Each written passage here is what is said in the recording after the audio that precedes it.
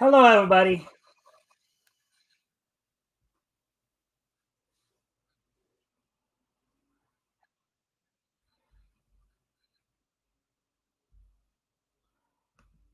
All right. So with that, I welcome everybody to the Mikestand. I hope everybody had a good weekend. Of course, I'm Rick Piper's joining me tonight as we will be going over the latest in Neach news and all that. So of course, before we do get into it all, first off, I just remind everybody, if you haven't already, if you can like and share the stream, see if we can get some more friendly people to engage. That'd be appreciated.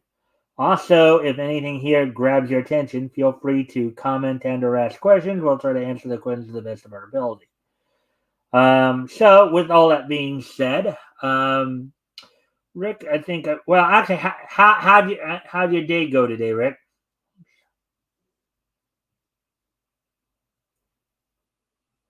As I was saying, a little bit off air. It was a rough day. The roughness. Yeah. Uh, don't mind me, I'm just in the middle of sharing out your stream. No problem. But as of next Monday, I'm heading back to Ontario and uh, heading back to Ontario. I'm going to be living with my dad for a bit. All right. Till you can get yourself more established Okay, back. I'll share it out. All right. Yeah, hopefully it should be a little bit better than living with my cousin. All right. Not that living with my cousin was all that bad, but and I'll be a little bit closer to my stuff. It's only if my dad's not going there and I want to go there. It's only like well, transit. It'll take me about 8 hours to get there or something like that, but it costs me like $40. But hey, it is what it is. All right. But Well, things are going to work out some way, shape, or form. Although, like I said, it's frustrating and disconcerting and all that right now, but makes life a bit rough. But it is what it is. so I take it then you weren't able to Much find I a can do job it. in British Columbia there, right? No, and the people that were supposed to be helping me seemed a little bit incompetent, in my opinion. At Hmm. least my quote unquote employment counselor. Hmm. All right. Well, with that, would you like to share any links of anything you're doing right now? Any your channel or? Uh, not yet. Hopefully next week I will have something. I'm probably actually hopefully going to be meeting with RJ after this. I'm going to send him a message because last week after this he had sent me a message about putting my the books that I have in a collective volume Hmm. and be putting it out to the worldwide. And George Gatsis was I sent them the files for my books, and they were in the middle of doing some editing and stuff like that that needed to be done to do what they needed to do to send them out to get that. So, and they said about meeting a week later, and today would be that day. So, Well, he was streaming just before I came on tonight, right? Were you aware of that? yeah, I saw that. But I'll send a message. We may or may not meet. Maybe it'll end up being tomorrow. Yeah. You know, I think it was last week. I forget when it was, but there was a day that he sent me a message, and I responded. Me, him, and George got on together. George Peter Gatsits. Yeah, in a back. We did a something like this, a hangout, just in StreamYards and talked. Hmm. So I'll see. Maybe it'll be tonight. Maybe it'll be tomorrow night, or I'm not sure. I'll have to. check my Twitter to see when we talk lots. Yeah. All right. Well, anyways, with that, I guess now we're about 5.5 minutes into this, so I guess I'll go over what's on tap for tonight. So tonight I'm gonna go over one article from actually Bleeding Fool, kind of a follow up to the Ed Piskor story we've been covering. Basically everybody's kind of reaction to it, but also, of course, we'll have the wrestling wrap up, and part of the reason why I'm only doing one story tonight, of course, is because you had some big events happening over the weekend here, in which you had, hey, Rebellious Pastry, welcome to the stream. Hello, Rebellious. Hi. All right. So of course, you had WrestleMania Saturday and Sunday, and then on Friday, of course, you had Ring of Honor's, Super Card of Honor, and then of course, we'll have all the latest news there in the wrestling wrap, and then of course, this day in each history. And just a reminder to everybody, if you haven't already, if you guys can like and share the stream, see if we can get some more friendly people in here to engage. That would be appreciated. Also, if anything here grabs your attention, feel free to comment and or ask questions. We will try to answer the questions to the best of our ability. So with that being said, why don't we go ahead and get right to our story here. Look it over from Bleeding Fool.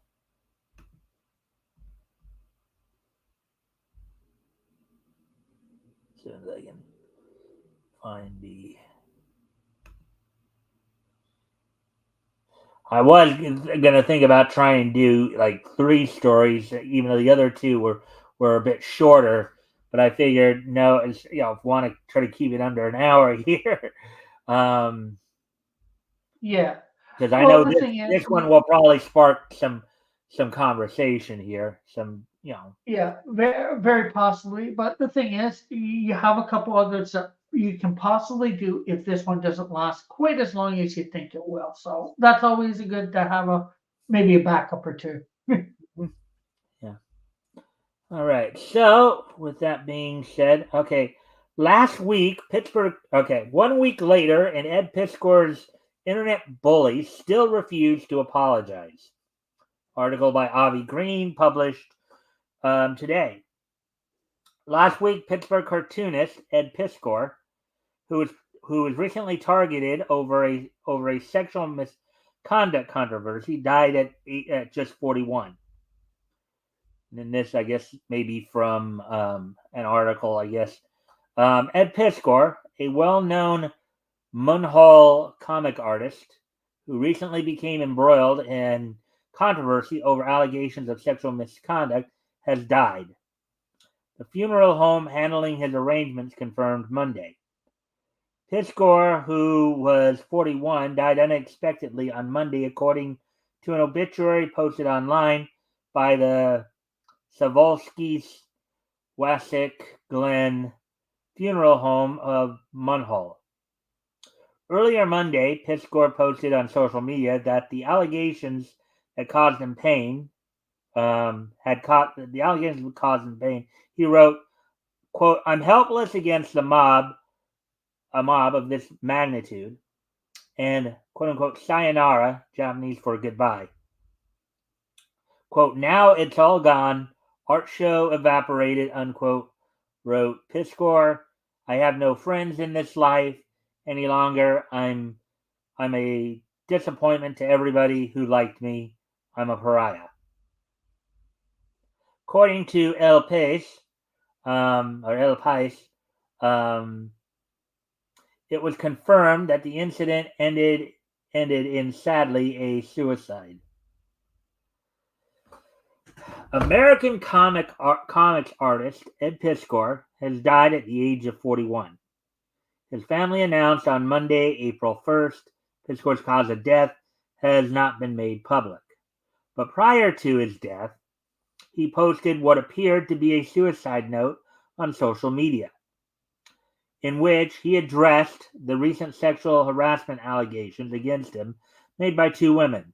Artist Molly Dwyer accused him of trying to seduce her when she was still a minor, while another woman, Molly Wright, claimed that Piskor asked her for oral sex in exchange for helping her career. Piskor denied the accusations in a long 5-page message that he published a few hours before he died. Experts, however, argue that many factors influence suicide and that it cannot be attributed to a single event. I think I can concur with that. Usually it's a buildup of events. Yeah. But, well, being accused of sexual, especially on a child, now granted, Molly Dwyer was not a child. She was legally, some people might argue she was a minor, but I even looked this up. They were in Pennsylvania, where the age of consent is 16. Okay, so yeah, well, age of consent. Well, age of consent. Again, it doesn't mean she's not a minor. It just means that she's able to consent to that action. Technically, anyway. Well, I would have to disagree on that, because by legal definitions, right, the whole idea Yeah. of age of consent means that by law you're deemed old enough and mature enough to make such decisions. So if you look at it Yeah, from but that perspective, in the spirit of it all, they're basically by legal definition, maybe not by moral definition, but by legal definition. Yeah, well, I'm not even talking about moral. I am because there's the age of thing where you can start driving. I'm not sure what that is in that state or the states offhand. Again, there's joining the army. There's a different bunch of different things. So I think technically she was minor, but that is one thing that they have allowed, quote unquote, minors to, um, or some minors to consent to. Hmm. At least, I think, and that's sort of legally too. It's Well, by legal definition, you could say she's an adult, because she's basically been legally granted the permission to make yeah, basically what is considered an adult decision. yeah, true, possible. Yeah, it's hard because I know at one time here in Ontario, or back in Ontario, at 14 was the age of consent. Like 16 is when you go for your license. I think 18 or 19 is when you can drink, and I think that's about the same for joining the army. So there's all these different ages for different Well, there are things. different levels, and it's kind of the same here in the States. Like 18 is really is an unrestricted age of consent. Okay, Yeah, and I guess 16, that's more you when can, I and guess in a lot of states, now I don't know how it is in many countries, but in a lot of states here, and I imagine it would be the same in some of the countries that have it. Like 16, age of consent at 16. They do have it's restricted by authorities, what they call it. In other words, the yeah, person in question, the 16-year-old, can actually give consent to have sex, as long as it's not somebody who's in of authority over them, like a teacher, or it's yeah, established that the older partner is taking advantage of the inexperience of the younger partner. And then for those that have somebody had of it as authority. low as that have had it lower, like at 14, it's restricted by 8. Like they can only give consent to within, let's say, a certain age level, like 2 years, let's say. They can't, Yeah, the older partner can't yeah, be more than 2 years older than them. yeah. So And then, of course, there's signing contracts too, or certain types of contracts. Anyways, that's why I say it can be muddied what is a minor, and age of consent and minor could be technically two different legal terms. Hmm. Yeah. Well, minor, I think legally is defined as anybody under the age of 18, but basically in legal terms, they are essentially becoming an adult at that point because they're making an adult decision. Yeah, So yeah. Like I said, it's a little bit convoluted, or I think it's a little bit convoluted based on all these different things. That you know, there's different ages for, and some of yeah. it is good, some of it is bad. So Well, I guess I can get where thing, they the thing say too minor, here, but one of the things here too about this too is that a lot of times they'll use the age of consent laws to extend it out, not just because I've explained my personal views on sex, right? On sexual intercourse. yeah, Okay. Regardless of age, nobody, people should wait till they're married. Okay. So when I look at this stuff, I look at it more from the relational aspect. It's like, because if you remember when they were talking about this when we were talking yeah, about this last week, one of the things in the article they first off, let's clear some things up. Okay, he's 41 now. She's and Molly Dwyer is 21 now. When all this was going on, he was 37, she was 17. So let's at least correct ourselves there. That it was a 37 yeah. year old engaging with a 17-year-old, not a 40-year-old engaging with a minor. So But let's first, but let's say even if he was 41 and she was 17, that really it matters a little bit about his age. It just matters that 20 or 24 years older is whether it's yeah, I 20 don't or think 20, that yeah, I mean, but here's where I'm trying to yeah, go with it, Rick. Okay, yeah, let's take the sex aspect out of it for a moment. Okay, yeah, because very rarely does anybody like sit there and just go, okay, I want to have sex with this person, so I'm just going to go up and say, let's go have sex. It's very rarely is, maybe you do that with prostitutes or whatever, and, but that's a yeah, different story for a different day. But for the most for part, sure. in a lot of these situations, they don't like, right away start having sex. Okay. It True, true. develops from a relationship, right? Yeah, Relationship, a of some process. sort. So what it comes back to for me when I talk about it is, well, you have to ask yourself, okay, should an adult, to more generalize the question, should an adult, and if we're going to define adult as anyone who I guess is over, 18 or over, should an adult have any kind of social interaction with a minor? Well, You know, obviously, lots of adults need social interaction. Well, depending on how you want to define but social yeah, interaction. but But but as I was saying, Rick, yeah, the relationships are a process, right? yeah, Start out as whatever relationship you have with somebody, right? It's a process, yeah, right? You yeah, start out as acquaintances, and then you become friends, and then close friends, and then in the cases of members of the opposite sex, really relationships between men and women, it can sometimes evolve into, okay, you start dating, and then you get to know each other, and eventually it leads to marriage, and then you lead to sex.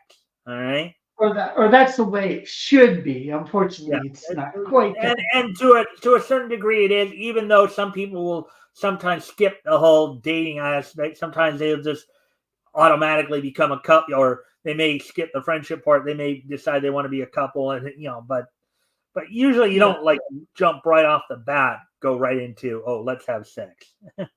Um, Well, there is a lot of people that go to bars and stuff like that that do that. Hey, Tim, Tim's here. yeah, there's a lot of people that go to bars just to meet up to have sex too. So Yeah. there are But some people that do But that, anyways, or quite a few. I just wanted to give a clearer picture Yeah, on where I'm coming, where I'm yeah, analyzing it from. Um, Hey, Tim. Um, we're just doing a follow up on the Ed Piskor story here. Actually, in fact, I should get back to that, but I wanted to just Yeah, clarify a little bit more my position on this whole, yeah. on the whole thing surrounding it. So, um, let's see. Justine Piskor, the cartoonist's sister, announced his death in a message on Facebook on the afternoon of April 1st. She posted a brief text with several photos of the two of them together. Quote, "It is with the most broken heart that I share my big brother Ed has passed away today. Please just keep our family in your prayers, as this is the hardest thing we've ever had to go through." And then while he may not have been a saint, it definitely is regrettable it came to this. And this is Avi speaking again, obviously. And for all we know, he may have become another victim of cancel culture. That said, a He, shame. Oh, go ahead, Rick. I was just gonna say he did, and unfortunately, something I was thinking earlier but didn't say. You know, it said the mob didn't hasn't backed down and apologized. Of course, they're not going to, because this is really what they wanted. This is what they want anybody that they cancel to do. And as I understand it, the oh wait, why the story seems to be as straightforward story. It's just the fact that it's a week later, and as you weren't here, but the first line of the article title just says the internet bullies haven't backed down or said they're sorry. Which I just sort of commented on. Yeah, Anyways, maybe on to the next sentence here. yeah. That said, That said, a shame he had to solve his problems by taking his own life, if that's what he did. And there's a uh, picture. and that is true, Tim. I would agree. They're not really concerned about justice. Yeah.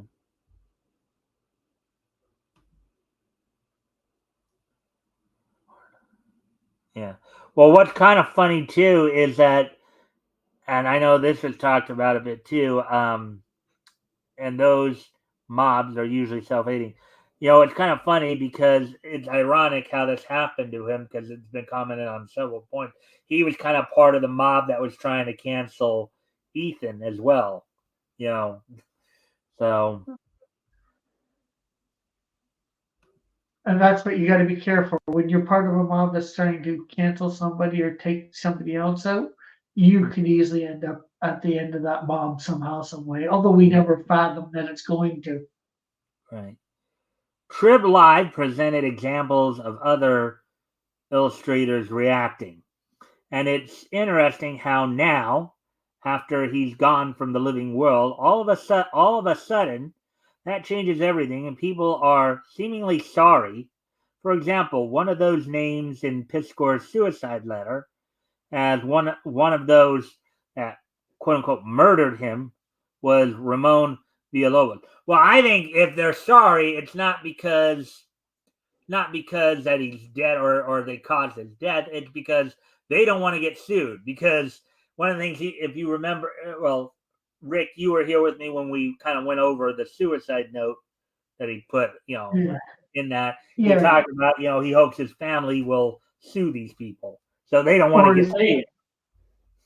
or is able to. Been mulling over and this I guess is from Villalobos's Twitter. Been mulling over this all day, but understandably don't want to say anything out of turn. This is how I feel. All right.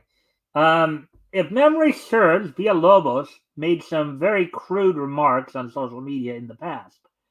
In parentheses here, and he even mass blocks CommentGate supporters from his page. Parentheses.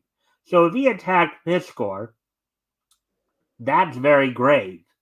And Villalobos, um, let's see, had no business even bringing up the topic. Here's also what the cartoonist Evan Dorkin also mentioned in Piskor's letter, mentioned in Piskor's letter, now says so. Um,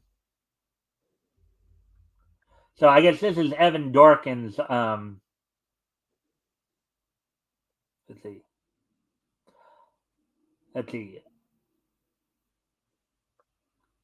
I hope I the hope. news about Ed Piskor isn't true. We used to be friends. I criticized Ed online regarding the podcast in the past and over um, the DMs. I thought it was irresponsible, bad behavior, and called it out. I emailed Ed twice, asking him to step back to hate me, but live. I one, and then I guess there's two right here. I did not criticize Ed to pile on. It wasn't out of jealousy of his success or to monetize the situation, as some are doing or play politics. Obviously, my post hurt Ed. He singled me out in his note. I hurt Ed. I am responsible for the hurt, even if I stand by my criticism. Okay, so Well, at this, least he was man enough to stand up. Own it. That guy. all right. This is terrible on all accounts for all the people directly involved. I hope the news about Ed Piskor isn't true. He knows I Oh, tried doing something drastic when things got bad for me some years back. I told him it's not the way. I hope he comes home and talks more bleep about me. Evan Dorkin, April 1st, 2024. I think Dorkin would do well to apologize to Piskor's family for even addressing the subject to start with.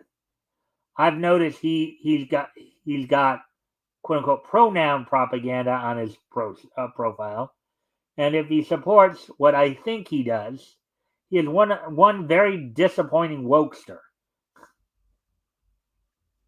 So far, if there's anybody who hasn't apologized, though, it's others named in the letter, like Daryl Io and Alex DeCampi, in parentheses, who have remained particularly vicious about the subject, unparentheses. And especially Piskor's accusers, Molly Dwyer and Molly Wright. While Piskor may have been rude to them, this whole scandal did not have to take place and could have been solved quietly behind the scenes. Yet, maybe it's better if we don't hear from any of these people again on the subject. And then they have Ethan's. Let's see. What Ethan had to say here. Both named as murderers, in quotes there, in Ed Piskor's suicide note, Daryl Io and Alex DeCampi tried to turn the industry against Ed by claiming he was secretly a friend of mine. And now that he's pointing the finger at them in death, now they change their tune. I'm gonna believe Ed. So,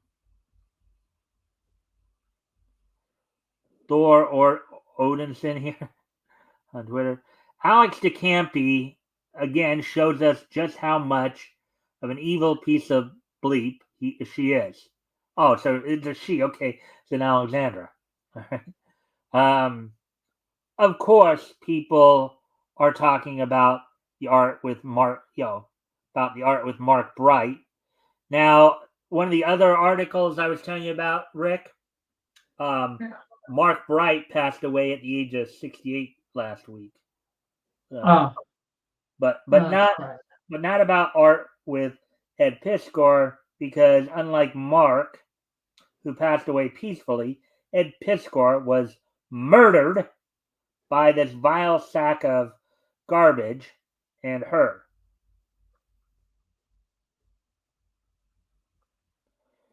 And now Valerie Dorazio.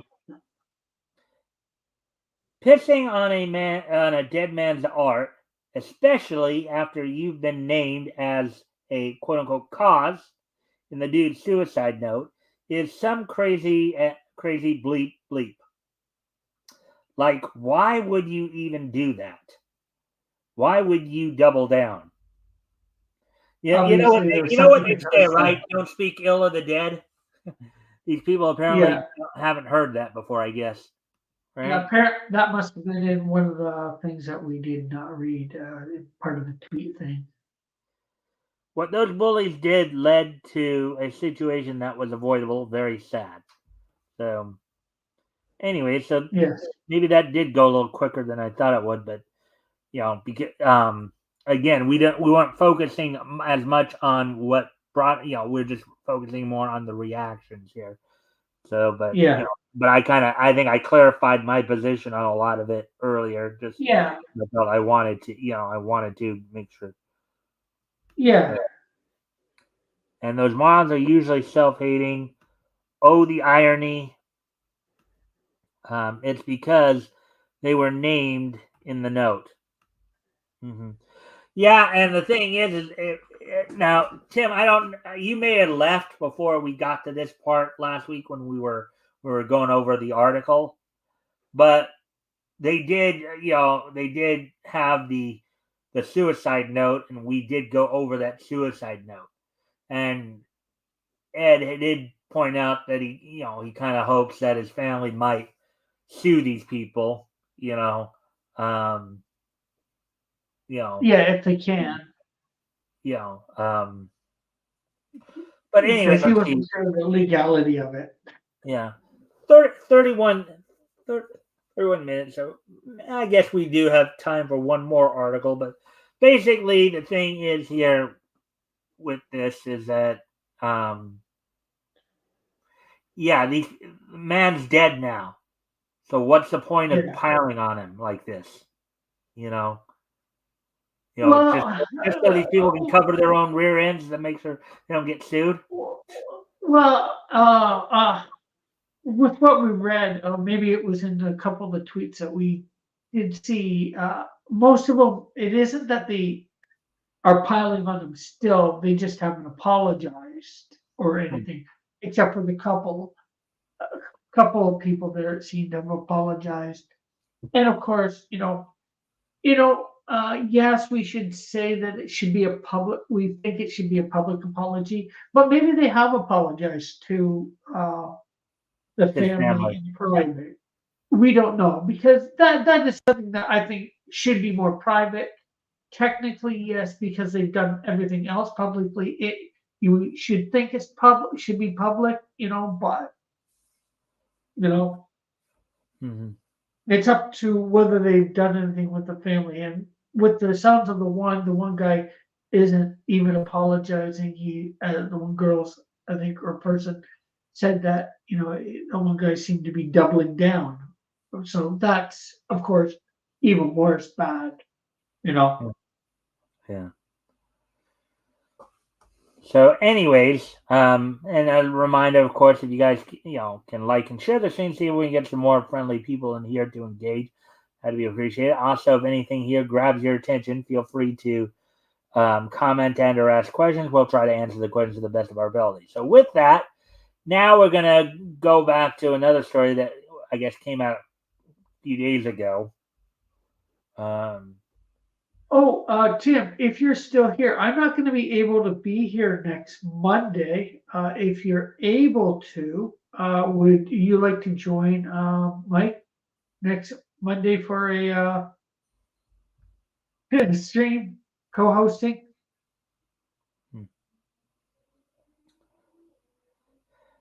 so, anyways, and as we wait for that, so what we're gonna do now, we're gonna go on. We're gonna hit one more story here, and that is what I just mentioned a moment ago: the passing of Mark D. Bright. Um, DC and Marvel Comics artist Mark D. M.D. Bright passes away at 68. Article by Chris Braley, published back on the 6th, which of course was Saturday. So that's the guy right there. Cool. Mark D. Bright, an influential American comic book artist and storyboard artist, made a lasting impact on the industry with his remarkable contributions. His career began with a short story in House of Mystery number 257 in 1978. So House of Mystery, that would be DC. Leading to regular work in 1983 on the Falcon miniseries, collaborating with Christopher J. Priest on Power Man and Iron Fist, further elevated his recognition. So here's some of the work right here. Iron Man. Yeah, Iron Man 274.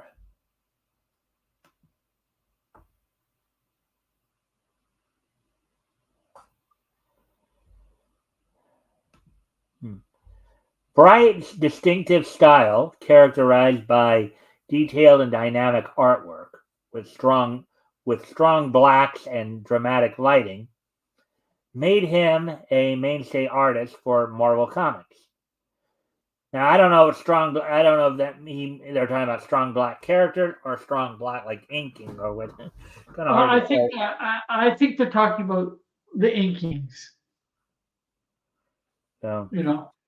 let's see. He worked on titles like Iron Man, Transformers, and various Avengers series. Venturing into DC Comics, Bright contributed notably to the Green Lantern Emerald Dawn miniseries, establishing Kyle Rayner's origin story. In 19... cool. I have.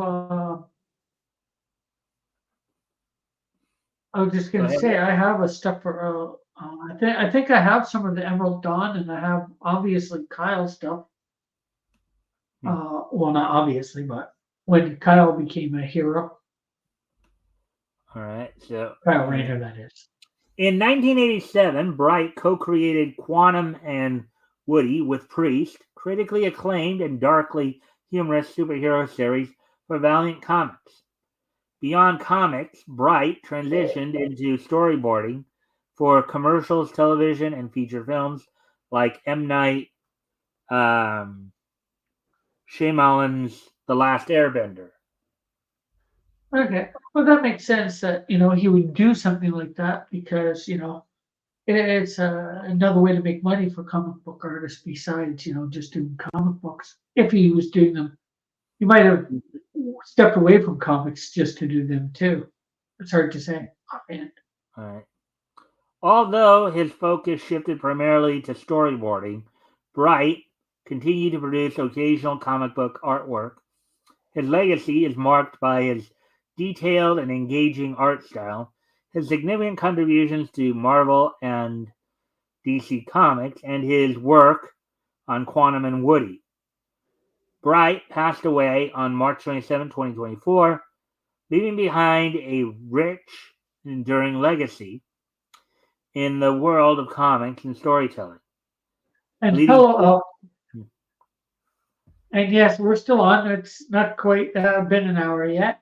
Yeah. Hey, Zenu, you guys still? Yeah. And I don't. Did you get? I sent you a message last night, Elk, trying kind of establish contact. Did you get that? Sent you an email last night to kind of establish contact. Did you get that?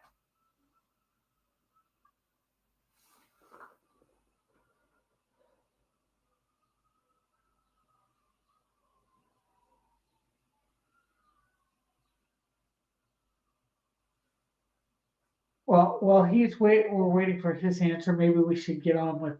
Yeah. Oh, it looked like he didn't just answer it. He said yes. I returned the message. Thank you. Check your spam folder in case you didn't. It was not in your regular inbox folder. So, anyways, Bleeding Fool offers our sincerest condolences to Mr. Bright's family, loved ones, friends, and fans. All right, so that one was pretty quick. Let's see. We're at basically the 40 mark, so yeah, because as I mentioned earlier, we did actually, there were like three big events that, two big events. Well, technically two events, even though the one event went over 2 days, the WrestleMania. So we're gonna go right into the wrestling wrap up now. Yeah. Oh, that's lovely. I'll get here just to leave. Yeah. Well, because I know wrestling probably isn't his cup of tea, but anyway, so what we're gonna do here first, of course. Let me first talk about what happened at Ring of Honor's But Ring of Elk, if Honor. you want to go back to the start, you can check on. We talked a little bit more about Ed Pisker. There was a little bit of a follow up article that we went through. Yeah. But anyways, let me just something here. Now, Ring of Honor, of course, had its Supercard of Honor event this past Friday. They had the countdown show, which did air on YouTube before the remainder of the show here. So on the 0 hour pre-show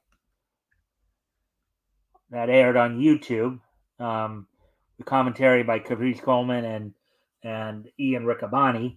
The premier athletes of Ari Daivari, Josh Woods, and Tony Nese, with Mark Sterling in their corner, defeated the six-man team of Adam Priest, Rhett Titus, and Tony Deppen. In a singles match, the Beast Montos defeated Blake Christian.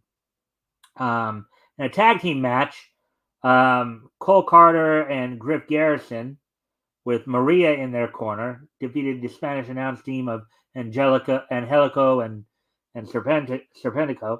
And then Mariah May continued her winning ways as she defeated Momo Kogo on the pre-show. Now, also heading back to the main show. On the main And Elk show, says, and hello and good evening, gents. I will see you tomorrow earlier. Oh, I will listen to the Pittsburgh stuff while you do wrestling. all right.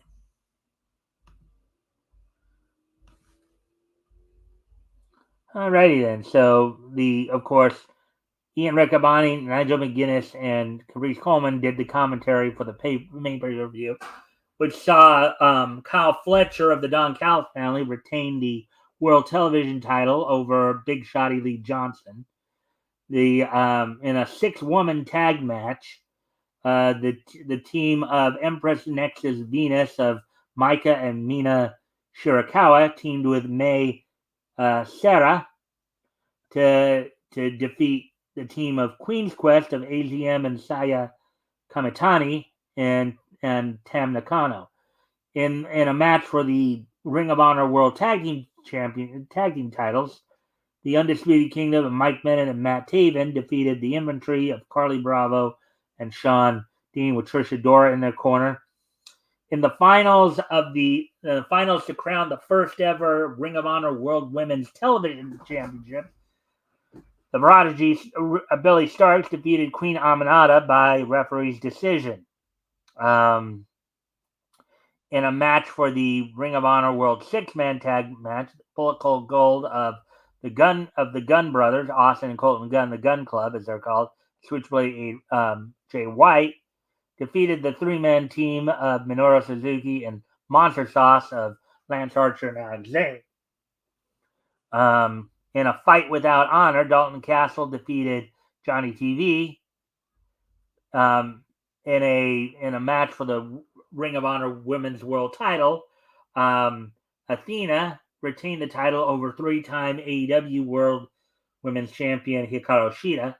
And in the main event of the night for the Ring of Honor World Title, 11 years after the date his brother Jay won it, Mark Briscoe defeated Eddie Kingston to become the new Ring of Honor World Champion.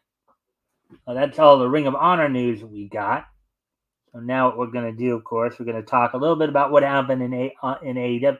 First off, some other little news from AEW, as Matt Hardy is now a free agent, as his contract recently came up and he chose not to re-up with All Elite Wrestling. So, meaning he's a free agent. He could basically go anywhere. Where he ends up, nobody knows as of yet. But people are going to be wondering about that. So with that now we go back to Saturday night for AEW Collision. What happened on Collision this past Saturday night? The night opened up with the second of the two semifinal matches for the AEW World Tag Team titles as FTR defeated Top Flight, setting up the finals for AEW Dynasty on the 21st between FTR and the Young Bucks. Matt and Nick, FTR of Dax Harwood and Cash Wheeler taking on the Young Bucks of the Jackson brothers, Matthew and Nicholas. Both teams are two-time AEW World Tag Team titles, so the winner of this match will become the first three-time AEW World Tag Team champions in the history of AEW. Now, mind you, this all came about after Sting's retirement at Revolution a couple months back. He and Darby Allin were the tag team champions at the time, and they successfully defended the titles against Matt and Nick Jackson, setting up this tournament. Pac defeated Encore Moore in just over 2.5 minutes, in which he once again called out Kazuchika Okada of the Elite to challenge him for the AEW Continental title. The team of Lionheart, Chris Jericho, and Hook defeated the tag team of Shane Taylor Promotions of Shane Taylor and Lee Moriarty, and the return, and which saw the post match saw the return of Anthony Ogogo to AEW television after an extended absence. The boxer turned wrestler, made his return, setting up for a 6-man tag, I believe, coming up on Wednesday's Dynamite between them, Jericho and Hook, and I can't remember the third person off the top of my head for that. But Yuka Sakazaki, another AEW talent making their return after a long absence, defeated Trish Adora, only to be confronted from the stage by Serena Deeb. Claudio Castagnoli of the Blackpool Combat Club defeated the Butcher in the main event of the night in preparation for his upcoming AEW TNT title shot. Penta El Zero Miedo defeated Commander. These are two stablemates in the so let's see. I just sent a link. Syria. Maybe she will buy a copy of Melvin too. Who knows? Yeah. Well, I do know that now. I don't know about as much about if she's into American comics, but I know Hikaru Shida is into like the manga and anime scene. I mean, she's done her fair share of cosplaying, along with like Yuka Sakazaki, who we just mentioned also just now. Her secondary name, or her entertaining name, is the Magical Girl. So. What am I not afraid? Am I not? What I am not afraid to send a link to a celebrity. Well, there's no need to be. I mean, I wasn't saying anything bad about it. I just, I was just letting you know what I know about her. Hikaru, I do know she's into anime and manga. That much I do know. But hey. If you can get her to purchase Melvin, all the power to you, my friend. All the power to you. So, anyways, now with all that being said, of course, let's get to the WWE stuff.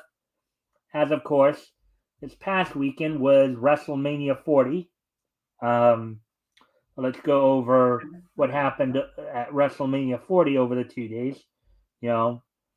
Night one. Of course, was You had night 1 and night 2, as it were.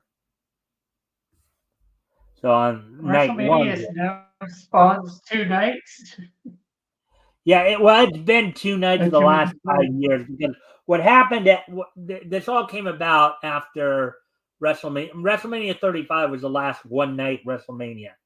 What happened was they had gotten so many matches in the night, people were getting out late. They got out real late at night, and there were some travel problems that came about because the weather got bad. I mean, that's why they decided to. That's why they. Timothy says manga is just Japanese for comics. Yeah, he says Mhm. spans, not spawns. I thought I said spans, or I'm not sure what I said exactly. But oh, Tim, I guess you didn't hear me. I'm not going to be able to be here next Monday. Would you be able to fill in for me? Help out Mike on next Monday? And nobody said anything was wrong with Oh no, I was going to comment on what Mike said about sending a celebrity. It's not about her buying it; it's about her reading it and saying something to those that follow her about it. Hmm. Sure, I will. I will fill in on. So Tim will be here, of course, tomorrow, Thursday, and Uh, Friday, and then Monday, Tuesday, and Thursday next week. So he's gonna have quite a chance to chill over the next couple of weeks here with the number of times he's gonna be here. Most likely nothing, but you never know, Rick. Yeah. True, true, true, true. Hey, All right. I gave a free copy to John. I think it was Johnson. No, Dean Kane when he was in Hamilton 2 years ago. Actually, more accurately, my mom gave him the copies on my behalf. Hmm. All right. So, anyways, now on to talking a little bit about what happened on night one. Night one opened up with the WWE Women's World Title match happening as Rhea Ripley defeated Becky Lynch in a six-pack ladder match for the unified tag titles.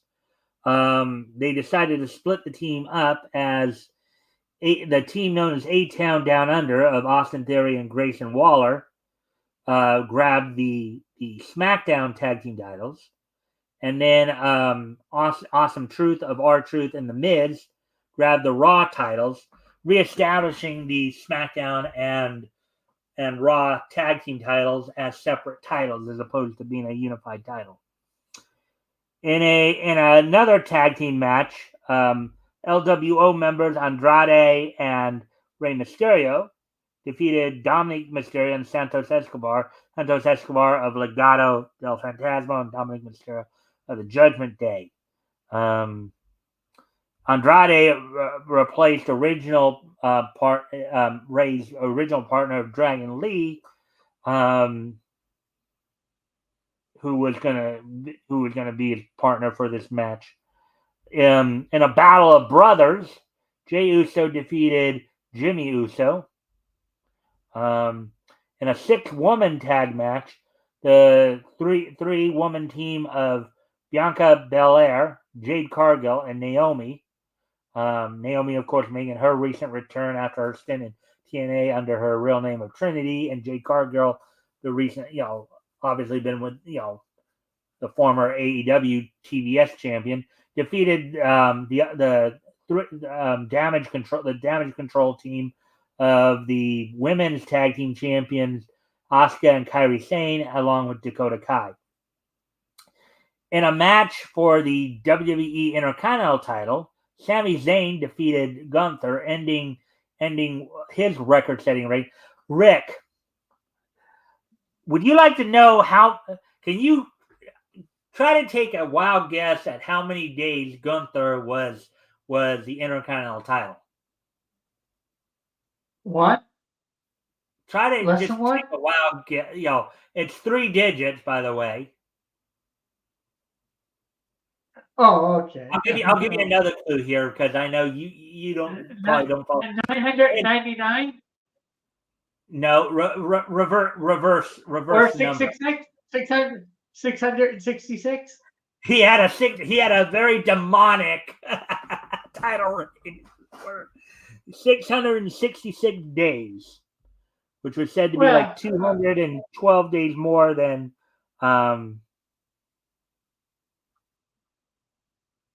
everybody, um, yeah, that's just the number of the Antichrist. I'm not sure whether technically it's also the number of man or something to that effect. yes, Make Mike, sure make you sure you get get your your questions right. questions.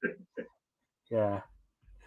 But anyways, and in the main event of night one, Roman Reigns and The Rock defeated Cody Rhodes and Seth Rollins to set up the Bloodline Rules match. Had Cody and Seth won, then the Bloodline would have been barred from ringside. But Roman Reigns and The Rock won on night one, basically, which would make night two even more spectacular. As so now we'll go to night two, which is go to night two. What on night two on the Sunday portion of WrestleMania. The show Tim says I opened up. probably should have. Oh, What just was that, say Rick? Tim said he probably should have added a laugh out loud there. Yeah. Well, I did when I commented on it on WrestleMania's videos for No, it. I think he means to his previous thing about the questions. Oh, okay. Anyway, so as we just kind of try to get through this. So night two of WrestleMania opened up with Drew McIntyre defeating Seth Rollins for the WWE World Heavyweight title. And then following his reign lasted all of 5 minutes as Damian Priest, who was the Money in the Bank winner, still had the briefcase and did not had yet to this point cashed in the Money in the Bank, defeated Drew McIntyre in 7 seconds after Drew McIntyre, while he was celebrating, was getting in the face of CM Punk, who basically beat him down before Priest came out and cashed in his Money in the Bank and became the new WWE World Heavyweight title. In a 6-man tag Philadelphia street fight with Bubba Ray Dudley serving as the special guest referee, the team known as the Pride of Bobby Lashley and the Street Profits of Angelo Dawkins and Montez Ford defeated the Final Testament threesome of Karrion Kross, Akam, and Razor, known as the Authors of Pain. LA Knight would defeat AJ Styles in a one-on-one match in a triple threat match for the WWE United States Championship. Logan Paul retained the title over Kevin Owens and Randy Orton. Bayley would defeat Io Sky to become the new WWE Women's Champion. And in the main event, Cody Rhodes finally finished his story. He defeated Roman Reigns for the WWE and WWE Universal titles in a Bloodline Rules match, ending Roman Reigns' 1,364-day reign as champion. So that's all we got for you on the wrestling side of things. So now, as we wind down, as we're coming up on the hour mark here, so now, with today being Monday, were you about to say something, Rick? Yeah, Tim just says, I mean to indicate I was joking. Yes, we got that, Tim. Yeah. And I think we possibly already knew that you were joking in the first place. Yeah. Because I didn't react to it doesn't mean that I wasn't aware you were joking. Remember, I'm not Chris, so maybe when I have my hair all out, I look a bit like him, but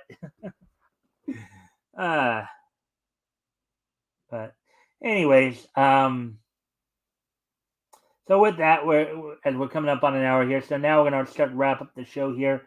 So today is Monday, April the 8th. 2024. So we're going to go ahead and take a look back at this day in Nietzsche history. History! So let's see, 2009, 2019, and 2019. Okay, so first off, I'm going to head back 15 years ago today. Well, that's Back so long in ago. 2009.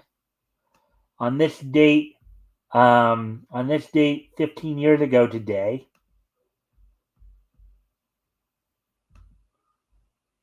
the 130th issue of Archie and Friends from Archie Comics went on sale on this date back in 2009.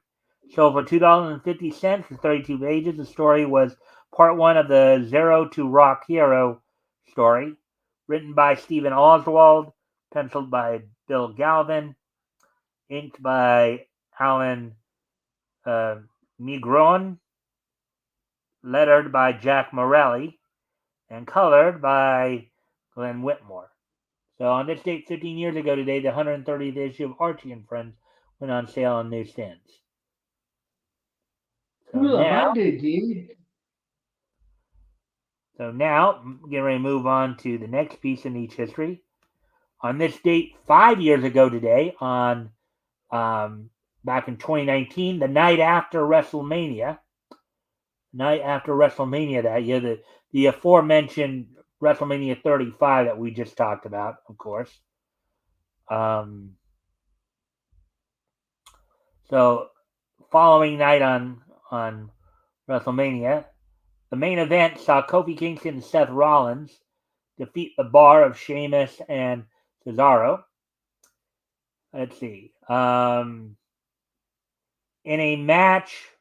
a winner-take-all match for the WWE Championship and WWE Universal Champion, WWE Champion Kofi Kingston defeated Seth Rollins via DQ due to outside interference, in which both wrestlers retained their titles. That's probably what led to the final match there. Finn Balor retained the Intercontinental title over Sami Zayn. The Dean Ambrose Bobby Lashley match never got started. And the night opened up for the WWE Raw Tag Team titles, in which Kurt Hawkins and Zack Ryder, of course, now known as Matt Cardona, retained over the Revival of Scott Dawson and Dash Wilder, known today as FTR and AEW, of Dax Harwood and Cash Wheeler. So that all happened 5 years ago today. And also 5 years ago today, as 2019 is just so nice that we're going to hit it twice.